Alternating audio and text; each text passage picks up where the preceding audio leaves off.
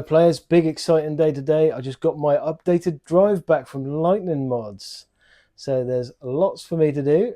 When you get your drive back, any personal preferences you've added yourself, they're going to be returned to default. So what I've got, a little checklist here to make sure I get things exactly back the way I like them as quickly as possible. Only takes me a few minutes to run through this checklist and put everything back the way I like it. You may have slightly different preferences, but you might not have been aware of some of these options before. So we'll go through and I'll show you my setup. So as you can see, I've already added my own theme and I've connected my controller with the USB lead. The first thing I would normally do is do that, connect it via Bluetooth, but depending on what controller you've got, there's different video tutorials for that available already. So I'm just going to skip on now down to my checklist. First thing I want to do is add my Wi-Fi password back in. So we go to press the start button, go to network settings, enable Wi-Fi with the south button, and then you can choose your network from the list and then add your Wi-Fi key. Please look away now.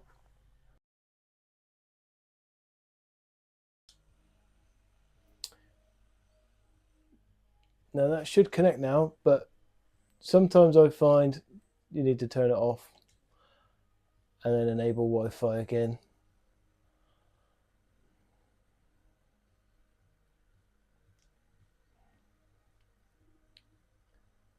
And there we go. So you can see in the top right, we had the Wi-Fi signal. That's that step done.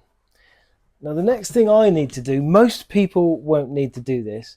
I've got a particularly tetchy TV, so I need to change my video settings. If you've got Sky Glass or another TV that's finicky, you might want to do this as well, which is change the screen resolution. Otherwise, you can hear the game running in the background, but it's just a black screen. So definitely not playable. So we're going to change the screen resolution settings. We're going to go into game settings. And then we're going to go to video mode. Now the one that works for me is 1280 by 720 at 60 Hertz. Yours might be different, but that's the one that seems to be universally accepted by my system. That won't come into effect until we restarted the system, but there's a few more things we can do beforehand. Now the next item on my list is to restore my retro achievement settings. So we go to game settings and then retro achievement settings and then down to username. So insert your username here and then your password. Okay, and then turn retro achievements on. Now these are the retro achievement settings. I keep them exactly as they are. Oh, apart from the unlock sound, I like to change that to Zelda Secret. There we go. But you can review those settings, turn them on and off as you wish. Next on the list, I like to update my carousel in the game collection settings. So these are all the systems that are enabled. I wouldn't advise messing with those, but the automatic game collections, I like to have my last played on. I like to have all games. I like to have favorites. Now 2 players, yes, I very rarely need 4 players, so I get rid of that. I like to have arcade, so it puts all of the arcade systems under one banner. Light gun games are split out, wheel games, trackball. Now you can turn all of these on as you wish, but that's pretty much all I do to that one. And then we're back out.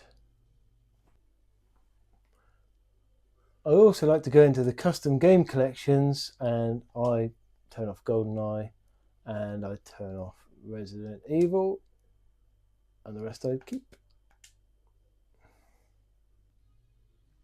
So you can see my wheel has been updated accordingly. Now I like to tweak my decoration preferences. So I'm a guy that doesn't like bezels. I normally turn them off. Occasionally I'll put them on if I'm feeling a bit fruity, but generally they are off for me. So we're going to go down to game decorations. Decoration set, I'm going to stick that to none.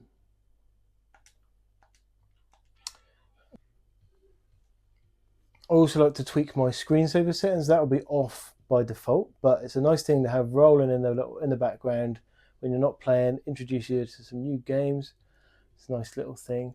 So it's actually in user interface settings, screensaver settings. It's set to 0, which means it will never come on. So I set it to whichever period you want. You can change the other settings. I have random video, and we stop the music on the screensaver. But you can configure all of these things as you wish, but that's all I generally tend to do. Now, just to make sure all of those system settings have applied, I'm going to just do a restart. And then, when the system starts up, it'll be exactly the way it was when I sent it back into Lightning Mods.